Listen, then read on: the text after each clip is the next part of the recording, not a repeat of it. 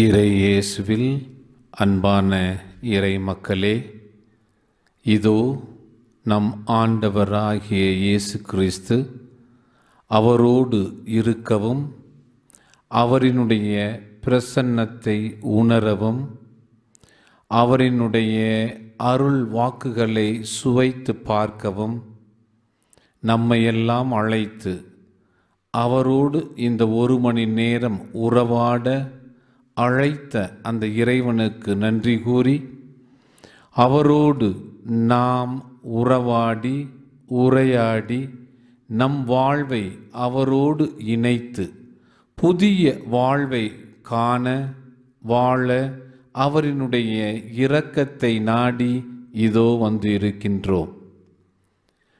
அன்பார்ந்த மக்களே, இறைவன் நமக்கு இத்தகைய வரங்களை வழங்கி இருக்கின்றார் என்றால் அவர் நமக்கு அளிக்கக்கூடிய அன்பும் இரக்கமும் அதிகம் என்பதை உணர முடிகின்றது. இந்த அன்பான நேரத்தை நாம் அவரோடு ஜெபிக்க வந்திருக்கின்றோம்.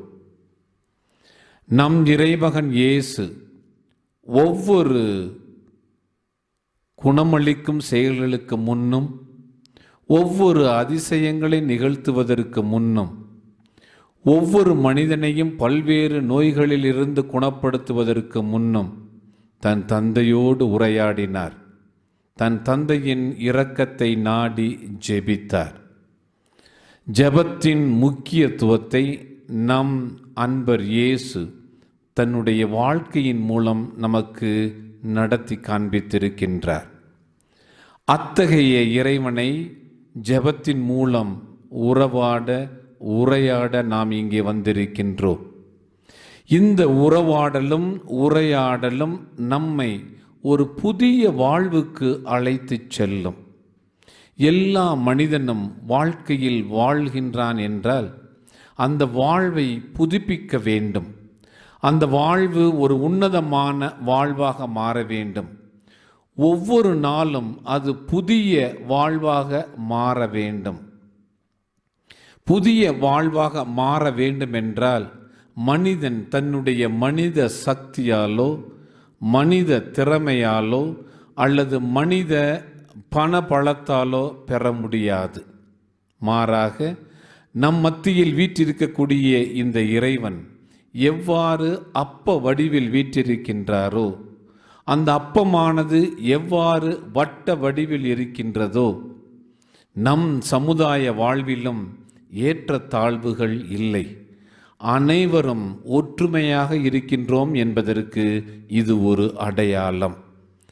அதே நன்மையானது எவ்வாறு வெண்மை நிறத்தில் இருக்கின்றதோ, நம்மளுடைய வாழ்வும் வெண்மையான வாழ்வாக மாற வேண்டும், மலர வேண்டும். வெண்மையான வாழ்வாக மாற வேண்டும், வளர வேண்டும் என்றால் நம்மளுடைய உறவும் உரையாடலும் இறைவனோடு தொடர்ந்து இருக்க வேண்டும். புதிய ஆடை மனிதனை ஈர்க்கின்றது. புதிய இல்லம் மனிதனை அதிகமாக ஈர்க்கின்றது. புதிய கருவிகள் இன்னும் அதிக சக்தியோடு மனிதனை ஈர்க்கின்றது. புதியவை என மனிதன் ஒவ்வொரு நாளும் புதியனவையை நாடிக்கொண்டிருக்கின்றான். இவ்வாறு புதியனவை நாடிக்கொண்டிருக்கக்கூடிய மனிதர்களாகிய நாம் புதிய வாழ்வை நாடுகின்றோமா? ஒரு புனிதமான வாழ்வை நாடுகின்றோமா என்றால் மிகப்பெரிய கேள்விக்குறியாக இருக்கின்றது. இன்றைய திருச்சபை நம் அனைவரையும் அழைக்கின்றது ஒரு புனிதமான வாழ்வு வாழ, ஒரு புதிய வாழ்வு வாழ. ஒரு புனிதமான வாழ்வும் புதிய வாழ்வும் வாழ வேண்டும் என்றால் நாம் எவ்வாறு பொருட்கள் மீதும் பணத்தின் மீதும் அளவுக்கு மீறிய ஆசை வைத்திருக்கின்றோமோ அவற்றிற்கெல்லாம் மேலாக இறைவனினுடைய கொள்கைகளையும் இறைவனினுடைய படிப்பினைகளையும் பற்றி கொள்ள ஆசைப்பட வேண்டும். அவ்வாறு இறைவனுடைய ஆழ்ந்த அர்த்தமுள்ள வார்த்தைகளை பற்றி கொண்டோம் என்றால், அவருடைய விளிமங்களை நம் வாழ்க்கையில் நடைமுறைப்படுத்தினோம் என்றால் ஒரு புதிய வாழ்வு நமக்கு கிடைக்கும். புதிய வாழ்வு கிடைத்தால் நம்மளுடைய பழைய வாழ்வு மறைந்து போகும். பழைய வாழ்வு எவ்வாறு மறைந்து போக வேண்டும்? நாம் ஞானஸ்தானம் பெற்ற பொழுது நாம் எந்த பாவத்தோடு இந்த உலகத்திற்கு வந்தோமோ அந்த பாவமானது அழிக்கப்படுகின்றது. இறைவனுடைய சக்தியால், இறைவனுடைய கருணையால், இறைவனுடைய அருளால். ஞானஸ்தானம் என்னும் ஒரு திருவருட்சாதனத்தை நாம் பெறும் பொழுது புதிய வாழ்வில் நுழைகின்றோம் என்பதற்கு அது ஒரு எடுத்துக்காட்டு, அது ஒரு அச்சாணி. இவ்வாறு புதிய வாழ்வை வாழ வேண்டும் என்றால் அவருடைய கருணையும் அருளும் நமக்கு மிகவும் வேண்டும். எவ்வாறு இறைமகன் இயேசு ஜோர்தான் ஆற்றின் கரையில் நின்று தான் தன்னுடைய தந்தையின்படி நடக்க வேண்டும் என்ற கட்டளைப்படி ஞானஸ்தானம் பெற்றாரோ, அந்நேரத்தில் எவ்வாறு பரிசுத்த ஆவியானவர் அவரை ஆட்கொண்டாரோ, அதே போல இன்று நாம் இந்த அப்பத்தின் வடிவில் வீற்றிருக்கக்கூடிய உயிருள்ள இறைவனோடு நாம் உரையாடும் பொழுது அந்த ஆவியானவரின் கொடைகள் நம்மை ஆட்கொள்ள வேண்டும். அந்த ஆவியானவர் நம்மை தொடர்ந்து ஆட்கொண்டு நம்மை அவருடைய தந்தையோடு இணைக்க வேண்டும். அந்த இணைப்பு, ஆவியானவரின் கொடைகள் கட்டாயம் நமக்கு ஒரு புதிய வாழ்வை தரும், புதிய எழுச்சியை தரும், புதிய எண்ணத்தை தரும். ஒவ்வொரு கிறிஸ்தவனும் இறைவனை நாடும் பொழுது தன்னைத்தானே ஒவ்வொரு நாளும் புதுப்பித்துக் கொள்ளுகின்றான். தனது ஞானஸ்தான கோட்பாடுகளை புதுப்பிக்கும் பொழுது தன்னுடைய உறவையும் புதுப்பித்துக் கொள்ளுகின்றான், தன்னுடைய வாழ்வையும் புதுப்பித்துக் கொள்ளுகின்றான். இவ்வாறு தன்னுடைய வாழ்வை புதுப்பித்துக் கொள்வதனுடைய அடையாளங்கள் என்னவென்றால், தான் வாழுகின்ற நடைமுறை அதற்கு எடுத்துக்காட்டாக இருக்கும். அன்போடு வாழுகின்றானா, பண்போடு வாழுகின்றானா, சமாதானத்தோடு வாழுகின்றானா, ஒற்றுமையோடு வாழுகின்றானா, விட்டு கொடுத்து வாழுகின்றானா, இவை அனைத்தும் நாம் புதிய வாழ்வை வாழுகின்றோம் என்பதற்கு மிகப்பெரிய எடுத்துக்காட்டு. எத்தனையோ புனிதர்கள் தங்களுடைய வாழ்வை ஒவ்வொரு நாளும் புதுப்பித்து மனிதர்களாக இருந்த அவர்கள் இன்று புனிதர்களாக மாறியிருக்கின்றார்கள். நாமும் மனித வாழ்வை வாழக்கூடிய ஒவ்வொருவரும் இந்த அப்பத்தின் வடிவில் வீற்றிருக்கக்கூடிய இந்த இறைவனை நாடி கெஞ்சி இறைஞ்சி அவரினுடைய இரக்கத்தை பெற்று நாம் ஒரு புதிய வாழ்வு வாழ வேண்டும். புதிய வாழ்வு வாழ்ந்தோம் என்றால் அங்கே எந்த விதமான ஏற்றத்தாழ்வுகள் இருக்காது, அங்கே எந்த விதமான வெறுப்புகளும் புறந்தள்ளுதலும் இருக்காது, எந்த ஒரு மனிதனையும் புறக்கணிக்க மாட்டோம், அங்கே எந்த விதமான வேறுபாடுகளும் இருக்காது. எல்லோரும் இறைவனால் படைக்கப்பட்டவர்கள். சாதி மத வேறுபாடுகள் இன்றி, மதம் வேறுபாடுகள் இன்றி, நிற வேறுபாடுகள் இன்றி, மொழி வேறுபாடுகள் இன்றி எல்லோரும் இறைவனால் படைக்கப்பட்ட ஒரே குலத்தை சேர்ந்தவர்கள் மனிதர்கள் என்ற ஒரு புனித உண்மையான மனித குலத்தை உருவாக்க முடியும். இந்த ஒரு புதிய வாழ்வு வாழ முடியும், வாழ வேண்டும் என்ற உறுதியோடு தொடர்ந்து அப்பத்தின் வடிவில் வீற்றிருக்கக்கூடிய இந்த இறைவனை நல்லதோர் பாடல் பாடி தொடர்ந்து ஜெபிப்போம், அவரோடு உறவாடுவோம்.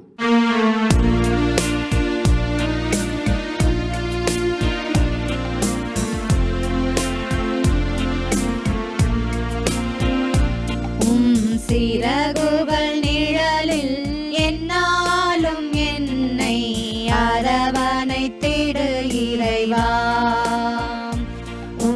சிறகுகள் நிழலில் என்னாலும் என்னை அரவணைத்திடு இறைவா. அந்த இருளிலும் ஒளி சுடரும் வெண்தனரிலும் மனம் குளிரும்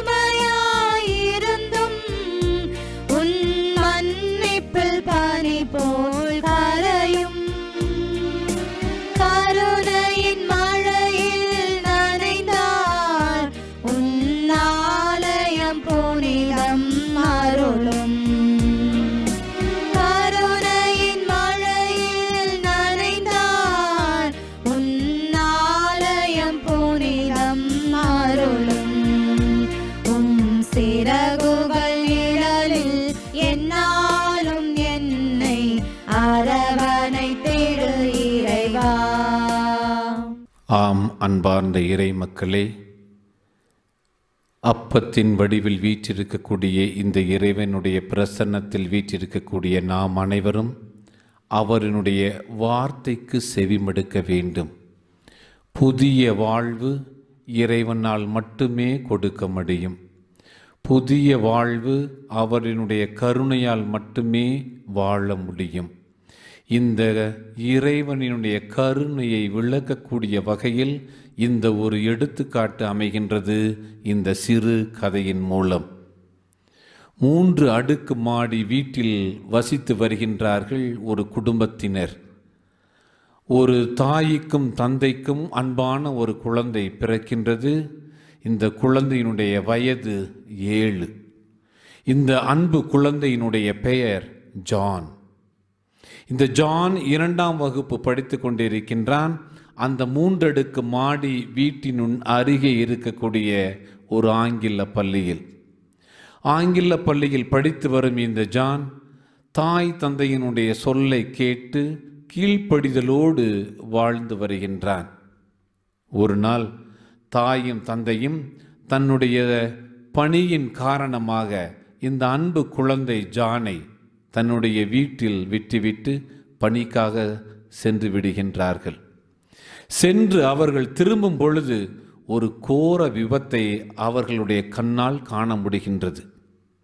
இந்த 3 அடுக்கு மாடி வீடுகளானது நெருப்பால் பற்றி எரிந்து கொண்டிருக்கின்றது, கொழுந்து விட்டு எரிந்து கொண்டிருக்கின்றது.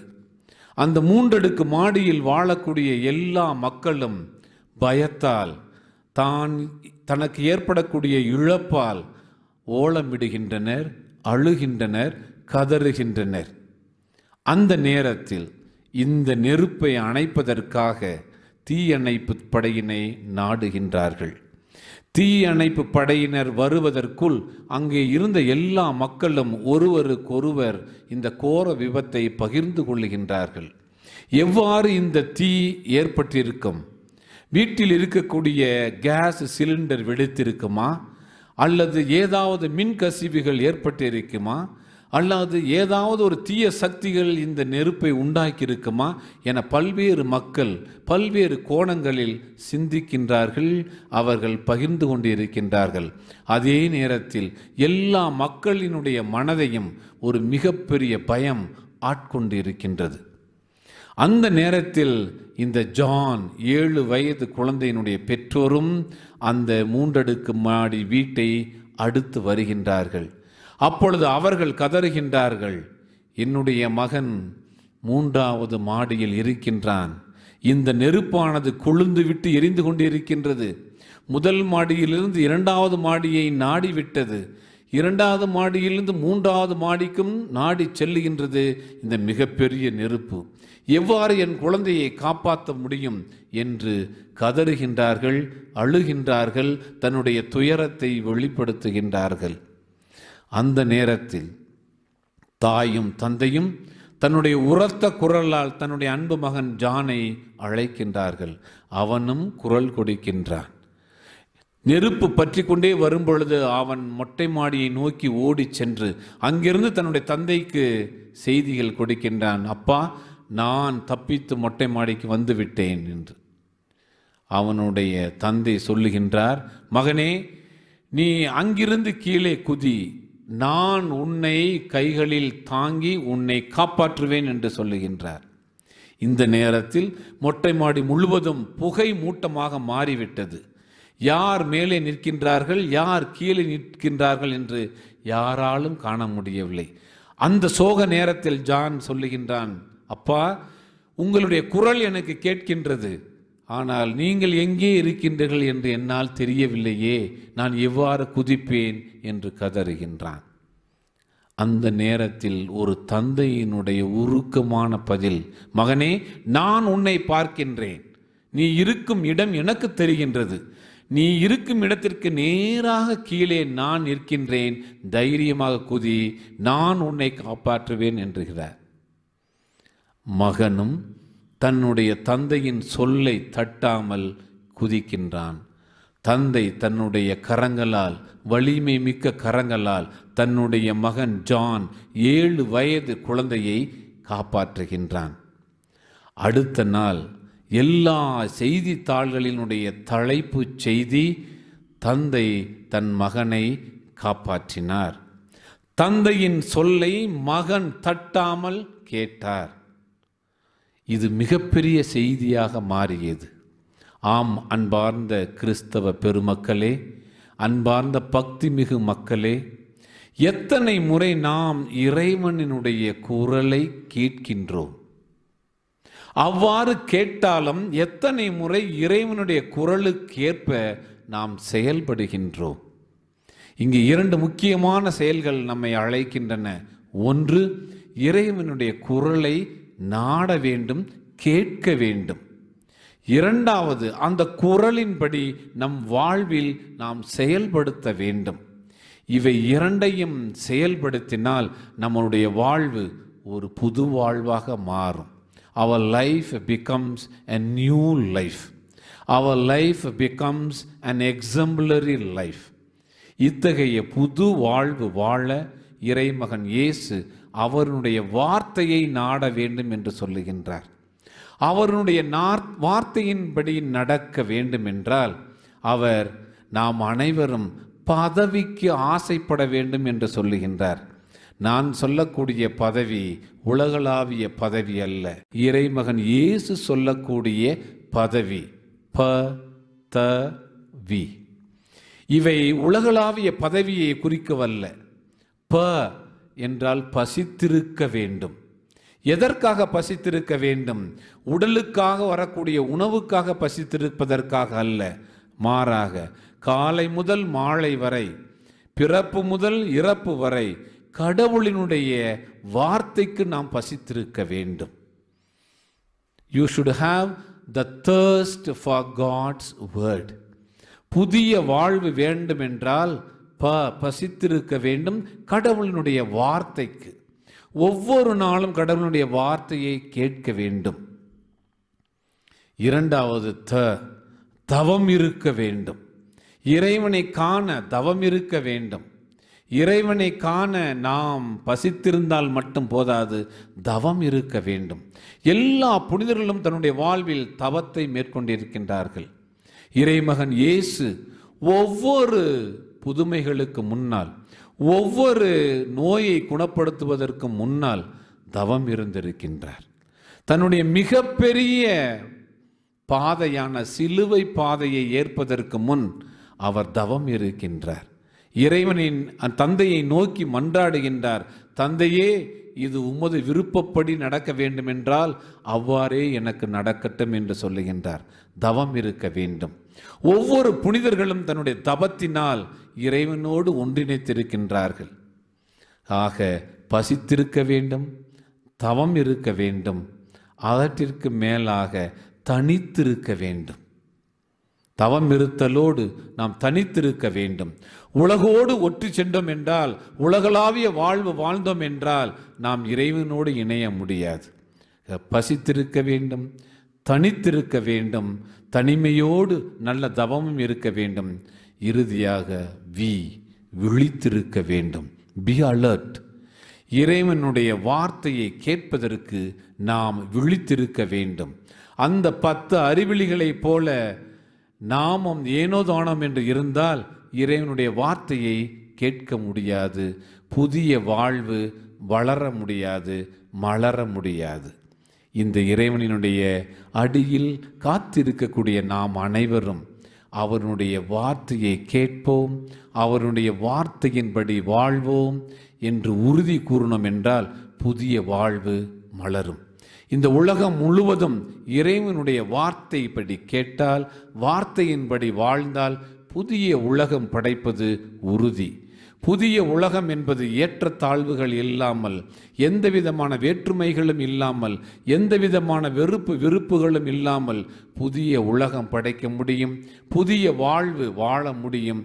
புதிய வாழ்வு நம் வாழ்வில் மலருவது உறுதி. இந்த உறுதியோடு, இந்த நம்பிக்கையோடு நம் மத்தியில் வீற்றிருக்கக்கூடிய இந்த அருமை நற்கருணை நாதரை தொடர்ந்து பாடல் பாடி போற்றுவோம், அவருடைய கருணையை நாடுவோம்.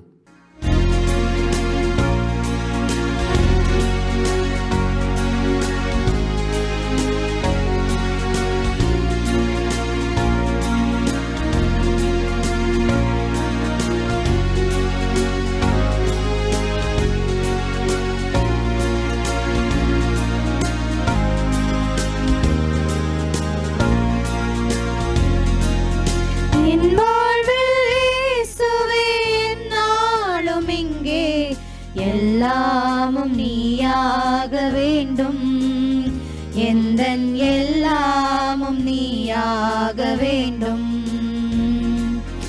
என் வாழ்வில் இயேசுவே என்னாலும் இங்கே எல்லாமும் நீயாக வேண்டும், எந்தன் எல்லாமும் நீயாக வேண்டும். சோகங்கள் பாராமல் நான் வாழும்போது தாயாக நீ மாற வேண்டும், அன்பு தாயாக நீ மாற வேண்டும். பாரங்கள் தாங்காமல் நான் சாயும் போது பாதங்கள் நீயாக வேண்டும், எந்தன் பாதங்கள் நீயாக வேண்டும். என் வாழ்வில் இயேசுவே என்னாலும் இங்கே எல்லாமும் நீயாக வேண்டும், எந்தன் எல்லாமும் நீயாக வேண்டும். காலங்கள் எல்லாம் என் நெஞ்சின் வீட்டில் தீபங்கள் நீயாக வேண்டும், சுடர் தீபங்கள் நீயாக வேண்டும். தாகங்கள் தீராமல் நான் ஏங்கும் போது மேகங்கள் நீயாக வேண்டும், மழை மேகங்கள் நீயாக வேண்டும். என் வாழ்வில் இயேசுவே என்னாலும் இங்கே எல்லாமும் நீயாக வேண்டும், எந்தன் எல்லாமும் நீயாக வேண்டும். அன்பார்ந்த இறை மக்களே, இறைவனுடைய வார்த்தையை கேட்டு புதிய வாழ்வு வாழ்ந்த புனிதர்கள் எல்லாம் நமக்கு தெரியும். இவர்களுக்கெல்லாம் தலையாய ஒரு புனிதையாக இருந்தவர் நம் இயேசுவின் தாயார் அன்னை மரியாள். அன்னை மரியாள் இறைவனுடைய வார்த்தையை கேட்டு அதன்படி வாழ்ந்து இயேசுவின் பாடுகளில் முழு பங்கேற்று இறைவனுடைய பாடுகள் நிறைவேறும் வரை இறைவனுடைய வார்த்தையின்படி வாழ்ந்தார். கபிரியேல் தூதர் மரியாளுக்கு முன் தோன்றி, நீ கடவுளின் கருணையால் சக்தியால் கருத்தரித்து ஒரு குழந்தையை பெறுவாய், அவருக்கு இயேசு என்னும் பெயரிடுவாய். இவை அனைத்தையும் கேட்ட தாய் கன்னி மரியாள் கலக்கமடைந்து ஓடிவிடவில்லை, கலக்கமடைந்து அதை மறுக்கவில்லை. அதற்கு மாறாக அன்னையினுடைய பதில், இதோ உமது அடிமை, உமது வார்த்தையின்படி எனக்கு நடக்கட்டும் என்று கூறிய தாய் இறுதி வரை தன்னுடைய மகனினுடைய மீட்பு பாதையில் தொடர்ந்து பயணித்தார். ஆங்கிலத்தில் சொல்வார்கள் செரோகேட் மதர். ஏதோ வாடகை தாயாக மரியாள் இங்கே நடக்கவில்லை, ஈடுபடவில்லை. மாறாக கடவுளினுடைய வார்த்தையின்படி கடவுளினுடைய குழந்தையை தன்னுடைய உதரத்தில் தாங்கி கடவுளினுடைய பேழையாக மாறுகின்றாள் அன்னை மரியாள். இதைத்தான் ஆங்கிலத்தில் சொல்வார்கள், Mary becomes the co-redeemer of the world. இறைவனோடு சேர்ந்து மீட்பு பணியில் ஈடுபடுகின்றார். மீட்பு பணியில் ஈடுபடுகின்றார் என்றார் அவனுடைய வார்த்தைகளை கேட்டு இயேசுவினுடைய இறுதி வாழ்வு வரை நடந்து கொண்டே இருக்கின்றார். இதுதான் அன்னை மரியாளினுடைய பதில். கடவுளினுடைய வார்த்தையை தாங்குகின்றார். வார்த்தை மனு உருவாக மாறுகின்றது. வார்த்தையை தொடர்ந்து தன்னுடைய வாழ்க்கையில் கடைபிடிக்கின்றாள் அன்னை மரியாள். எவ்வளவு ஏக்கங்கள் இருந்திருக்கும், எவ்வளவு தாக்கங்கள் இருந்திருக்கும், எவ்வளவு இன்னல்கள் இருந்திருக்கும், எவ்வளவு கஷ்டங்கள் இருந்திருக்கும். இவை அனைத்தையும் இறைவனுடைய வார்த்தையை தன்னுடைய உதரத்தில் தாங்கி தொடர்ந்து இறைவனுடைய மீட்பு பணியில் ஈடுபடுகின்றார். அத்தகைய தாயை மிகப்பெரிய புனித மான்ஃபோர்ட் சொல்லுகின்றார், இயேசுவை அடைய மிக சிறந்த வழி, மிக உன்னதமான வழி மரியாள் என்று சொல்லுகின்றார். அன்பார்ந்த இறை மக்களே, இன்று நாம் அந்த இறைவனுடைய வார்த்தையை ருசிக்க வேண்டும், அதன்படி வாழ வேண்டும் என்றால் இறைவனுடைய மீட்பு பணியில் ஈடுபெற்ற அன்னையினுடைய கருணையை நாம் நாட வேண்டும். அன்னையினுடைய அருளை நாம் நாட வேண்டும். நமக்காக பரிந்து பேசக்கூடிய ஒரு மிகப்பெரிய சக்தி அன்னை மரியாள். இரக்கமுடைய ஒரு தாய், அன்பு உடைய ஒரு தாய், தொடர்ந்து நமக்காக தன் மகனிடம் தொடர்ந்து பரிந்துரை செய்து கொண்டே இருப்பார்கள். அன்பார்ந்த மக்களே, நாம் இறைவனுடைய மீட்பு பணியில் தொடர்ந்து பயணித்த அன்பு தாயை நாம் பற்றி கொள்ள வேண்டும். ஜெபமாலை என்னும் மிகப்பெரிய சக்தியை, சக்தி வாய்ந்த ஒரு மிகப்பெரிய ஆயுதத்தை நாம் கையில் ஏந்த வேண்டும். புனிதமான வாழ்வு வாழ வேண்டுமென்றால் அன்னையினுடைய கரங்களை நாம் பற்றி பிடிக்க வேண்டும். அன்னை கருணை உள்ளவள் என்பதை கானா ஒரு திருமணத்தில் நம்மால் உணர முடிகின்றது. எல்லா மக்களும் அங்கே இருக்கக்கூடிய ஒயின் முடிந்து விட்டது, திராட்சை ரசம் முடிந்து விட்டது, இந்த குடும்பத்தின் மிகப்பெரிய இழிவு ஏற்பட போகின்றது, மிகப்பெரிய கெட்ட பேர் வரப்போகின்றது என்பதை உணர்ந்த தாய் தன்னுடைய மகனை நாடுகின்றார். மகன் தாயின் சொல்லை தட்டாமல் தன்னுடைய முதல் புதுமையை நிறைவேற்றுகின்றார். அங்கே இருக்கக்கூடிய ஜாடிகளில் தண்ணீரை நிரப்பி தண்ணீரை திராட்சை ரசமாக மாற்றுகின்றார் இறைமகன் இயேசு. அந்த திராட்சை ரசமானது இதுவரை கொடுக்கப்பட்ட ரசங்களை விட மிகவும் சுவை மிகுந்த ரசமாக மாறுகின்றது. இங்கே தாயின் சொல்லை தட்டாமல் இறைமகன் இயேசு தன்னுடைய முதல் புதுமையை நிறைவேற்றுகின்றார். எவ்வாறு தாய் அந்த கானா ஒரு திருமணத்தில் இருந்த குடும்பத்தை ஒரு மிகப்பெரிய சோகத்திலிருந்து, இழிவு பெயரில் இருந்து காப்பாற்றுகின்றார்களோ அதே போல நம்மையும் காப்பாற்றுவாள் நம் அன்னை. நம் அன்னையை பற்றி கொள்வோம், அன்னையின் வழி நடப்போம்.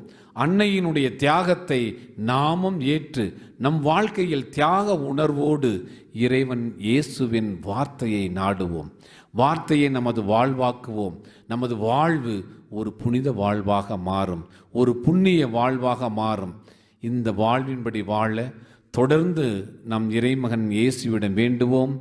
அன்னையினுடைய கருணையை நாடுவோம். இந்த பாடல் மூலம்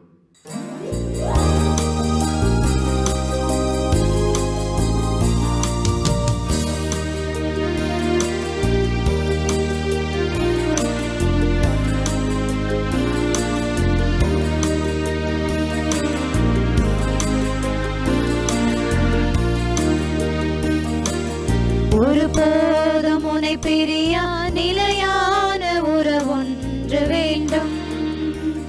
என் உடல் கூட எரிந்தாலும் உம் நாமம் நான் சொல்ல வேண்டும். ஒருபோதும் உன்னை பிரியா நிலையான உறவொன்று வேண்டும். என் உடல் கூட எரிந்தாலும் உம் நாமம் நான் சொல்ல வேண்டும். நினைவிலும் நீயே, என் கனவிலும் நீயே, நினைவிலும் நீயே, என் கனவிலும் நீயே, நீங்காத நிழலாக வா இறைவா. ஒருபோதும் உன்னை பிரியா நிலையான உறவொன்று வேண்டும். என் உடல் கூட எரிந்தாலும் உம் நாமம் நான் சொல்ல வேண்டும்.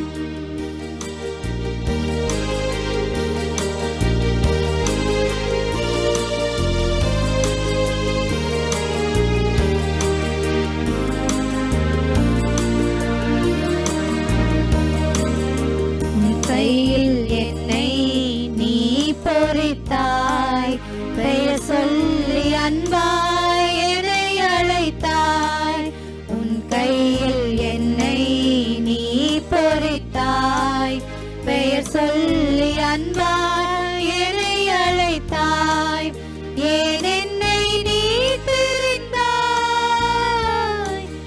என் வாழ்வில் ஏன் நுழைந்தாய், ஏன் என்னை நீ தெரிந்தாய், என் வாழ்வில் ஏன் நுழைந்தாய், உன் மாறாத அன்பில் மகிழ்வொன்று கண்டேன், தாய் உறவொன்று தேடும் பிள்ளை போல் நின்றேன், உன்னோடு நான் வாழுவேன்.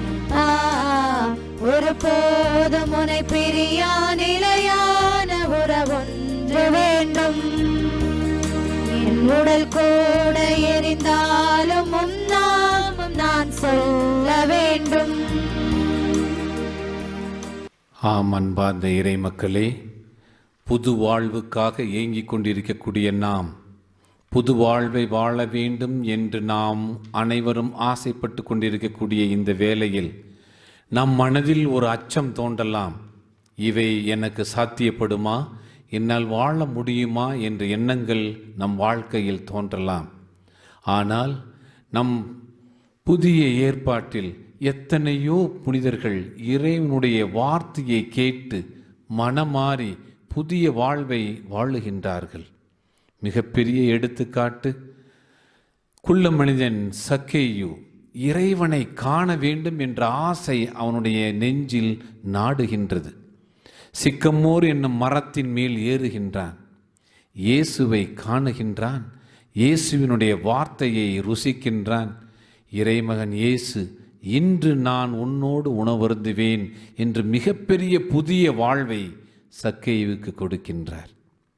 அதேபோல எல்லா மக்களையும் துன்புறுத்தி வரி வசூலித்து கொண்டிருந்த லேவி மத்தேயுவாக மாறுகின்றார். டாக்ஸ் கலெக்டர் இயேசுவை பார்த்தவுடன் அனைத்தையும் விட்டுவிட்டு அவரை பின்தொடர்கின்றார். ஒரு புதிய வாழ்வு மலர்கின்றது. அதேபோல மிகப்பெரிய புனிதர் சவுல் பவுல் ஆகின்றார். இயேசுவினுடைய சீடர்களை, இயேசுவினுடைய பக்தர்களை, இயேசுவை பின்தொடர்பவர்களை அனைவரையும் அழிக்கின்றான், கொலை செய்கின்றான். ஆனால் அவனுடைய பயணத்தின் போது திடீரென ஒரு வெளிச்சம், இடி, மின்னல், அவன் கீழே விழுகின்றான். இறைவனுடைய வார்த்தையை கேட்கின்றான். ஒரு புதிய வாழ்வு மலர்கின்றது. புதிய வாழ்வை வாழத் தொடங்குகின்றான். சவுல் பவுலாக மாறுகின்றார். இறைவனுடைய மிகப்பெரிய சக்தி வாய்ந்த நற்செயலாளராக மாறுகின்றார். அதே பவுல் தன்னுடைய வாசகங்களில் கூறுகின்றார், ஒவ்வொரு முறையும் நான் மக்களுக்காக ஜெபிக்க வேண்டும், ஒரு நற்செய்தி அறிவிக்க வேண்டும் என்றால் 5 நாட்கள் தவம் இருந்து ஜெபித்து தயாரித்து 5 நிமிடங்கள் நான் பிரசங்கம் செய்வேன் என்கின்றார். 5 நிமிடங்கள் பிரசங்கம் செய்வதற்கு 5 நாட்கள் தயாரித்து தவம் இருந்து உபவாசம் இருந்து தன்னுடைய வார்த்தைகளை மக்களுக்கு பிரசங்கமாக உரைக்கின்றார். அதனுடைய விளைவு என்ன? ஒவ்வொரு 5 நிமிடமும் அவருடைய பிரசங்கங்கள் இறைவனுடைய வார்த்தையால் போதிக்கும் பொழுது 5000 மக்கள் அவரை பின்தொடர்கின்றார்கள். இதுதான் அவருடைய வாழ்வில் ஏற்பட்ட மறுமலர்ச்சி, அவருடைய வாழ்வில் ஏற்பட்ட புது வாழ்வு. விபச்சாரத்தில் பிடிபட்ட பெண் இயேசுவின் முன்னால் நிறுத்தப்படுகின்றார். இயேசு தீர்ப்பிடவில்லை, இயேசு அமைதியாக இருக்கின்றார். இயேசு எல்லோருடைய வார்த்தைகளையும் செயல்களையும் கண்காணிக்கின்றார். இறுதியாக ஒரே ஒரு வினா, உங்களில் யார் பாவம் செய்யவில்லையோ அவர்கள் முதல் கல்லை அவள் மீது எறியுங்கள் என்கின்றார். பதில், யாருமே எரியவில்லை. ஒரு ஆங்கில மொழிபெயர்ப்பு சொல்லுகின்றது, the stones slipped away from their hands. அவர்கள் கல்லை கீழே போடவில்லை, மாறாக கல் அவர்கள் கையில் இருப்பதை கண்டு வெட்கப்பட்டு தானே வழுக்கி கீழே விழுந்தது என்று கூறுகின்றார்கள். அன்றிலிருந்து அந்த விபச்சாரத்தில் பிடிபட்ட பெண் புது வாழ்வை வாழ ஆரம்பிக்கின்றார். அன்பார்ந்த மக்களே, நாமும் புதிய வாழ்வு வாழ முடியும், புதிய வாழ்வு வளர முடியும். இவை அனைத்தும் இறைவனுடைய வார்த்தையை கேட்டு இறைவனுடைய வார்த்தையின்படி வாழ்ந்தோம் என்றால், வளர்ந்தோம் என்றால் புது வாழ்வு நம் இல்லங்களில் பிறக்கும். புது வாழ்வு நாம் வேலை செய்யும் பணி செய்யும் இடங்களில் பிறக்கும். புது வாழ்வு நம் தெருக்களிலும் நம் ஊர்களிலும் கட்டாயம் பிறக்கும். இந்த புது வாழ்வு நம் நாட்டிலும் உலகிலும் கட்டாயம் பிறக்கும். ஆக இந்த புது வாழ்வு வாழ வேண்டுமென்றால் இறைவனுடைய வார்த்தைக்கு செவிமடுக்க வேண்டும், இறைவனுடைய வார்த்தையின்படி வாழ வேண்டும். புது வாழ்வு எல்லோரினுடைய இல்லத்திலும் உள்ளத்திலும் அமைதியை உருவாக்கும், மகிழ்ச்சியை உருவாக்கும், ஒற்றுமையை உருவாக்கும். இத்தகைய புது வாழ்வை வாழ நாம் அனைவரும் நாடி ஓட வேண்டும் இறைவன் அருகில். இப்பொழுது நாம் அனைவரும் கண்களை மூடி இந்த புதிய வாழ்வு வேண்டும் என்பதை இறைமகன் இயேசுவிடம் உருக்கமாக ஜெபிப்போம். அன்பு தந்தையே இறைவா, உலகத்தை படைத்தாலும் இறைவா, காலை முதல் மாலை வரை எங்களுடைய வாழ்வு ஆரம்பம் முதல் முடிவு வரை எங்களை கட்டி காக்கும் இறைவா, எங்களுக்கு மேல் இருந்து எங்களை ஆசீர்வதியும், எங்களுக்கு முன் நின்று எங்களை வழிநடத்தும், எங்களுக்கு பின் நின்று எங்களை பாதுகாக்கும், எங்கள் உள்ளத்தில் அமர்ந்து எங்களை தூய்மைப்படுத்தும். நாங்கள் செல்லும் இடமெல்லாம் உமது பிம்பமாக மாற வேண்டும், உமது பிரதிபலிப்பாக நாங்கள் இருக்க வேண்டும். நாங்கள் வாழக்கூடிய வாழ்வு ஒற்றுமையின் வாழ்வாக, அமைதியின் வாழ்வாக, சமாதானத்தின் வாழ்வாக, சகோதரத்துவத்தின் வாழ்வாக மாற எங்கள் அனைவரையும் ஆசீர்வதியும். அன்பு இறைவா, இதோ நற்கருணை வடிவில் வீற்றிருக்கும் அன்பு தந்தையே, எங்கள் அனைவரையும் ஆசீர்வதியும். எங்கள் இல்லங்களை ஆசீர்வதியும், எங்கள் ஆலயங்களை ஆசீர்வதியும், எங்கள் பணி செய்யும் தலங்களை ஆசீர்வதியும். நாங்கள் அனைவரும் உமது வார்த்தையை கேட்டு உமது வார்த்தையின்படி வாழ்ந்து புதிய வாழ்வு வாழ வளர மலர எங்களை ஆசீர்வதியும். ஆமென்.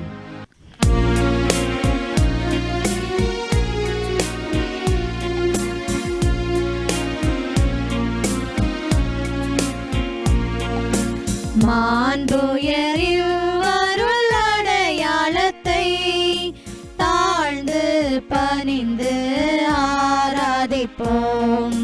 பழைய நியம முறைகள் அனைத்தும் இனி மறைந்து முடிவு பெறுக. புதிய நியம முறைகள் வருக. புலன்களாலே மனிதன் இதனை அறிய இயலா. குறையை நீக்க நம்பிக்கையின் உதவி பெறுக.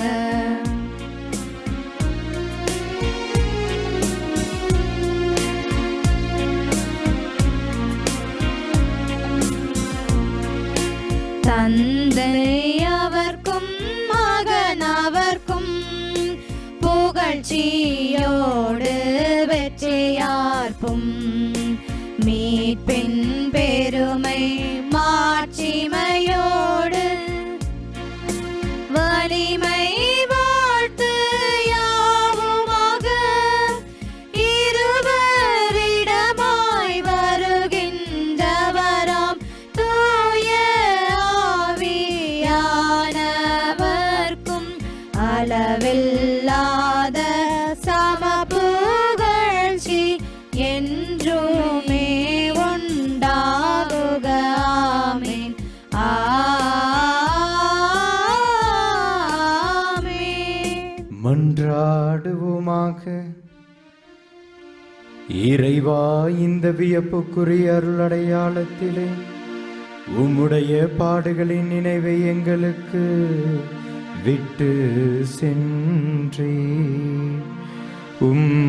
திருவுடல் திரு ரத்தம் ஆகியவற்றின் தூய மறைப்பொருளை வணங்கும் நாங்கள் உமது மீட்பின் பயனை இடைவிடாமல் தூய்த்துணர்ந்து மகிழ அருள்வீராக. தந்தையாகி இறைவனோடு தூயாவியானவரின் ஒன்றிப்பில் இறைவனாய் என்றென்றும் வாழ்ந்து ஆட்சி செய்கின்றவர் வழியாக உம்மை மன்றாடுகின்றோம்.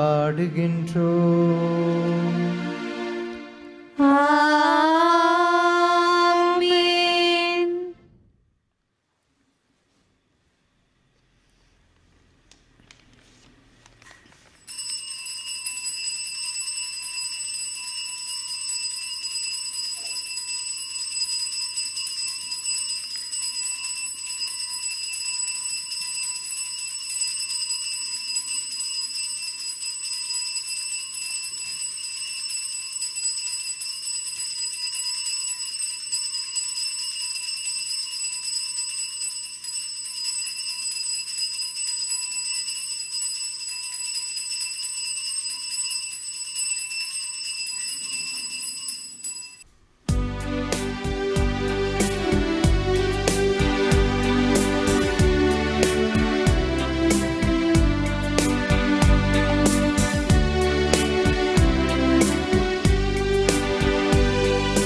மாதாவே சரணம், உந்தன் பாதாரம் புவிக்காதாரம். கன்னி மாதாவே சரணம், மா பாவம் எம்மை மேவாமல், மா பாவம் எம்மை மேவாமல் காவாயே அருள் ஈவாயே. கன்னி மா